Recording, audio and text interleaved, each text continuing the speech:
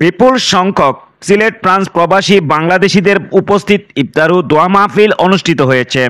প্যারিসের একটি অভিজাত রেস্টুরেন্টে প্রতি বছরের মতো মাহে রমজান ও পারিবারিক পূর্ণ মিলন দোয়া মাহফিলের আয়োজন করা হয়। কয়েকশো প্রবাসী বাংলাদেশিদের উপস্থিতিতে ইফতার মাহফিল এক মিলন মেলায় পরিণত হয়। ফ্রান্স কমিউনিটি নেতা আব্দুল সালামের সভাপতিত্বে অনুষ্ঠান পরিচালনা করেন ফ্রান্স কমিউনিটি তরুণ নেতা আনফর আলী ও শেখ শামসুদ্দিন শামসুল। অনুষ্ঠানের শুরুতে মাহে রমজানের ফজিলত সম্পর্কে গুরুত্বপূর্ণ নসিহত পেশ করেন হাফিজ মাওলানা সুলতান আহমেদ।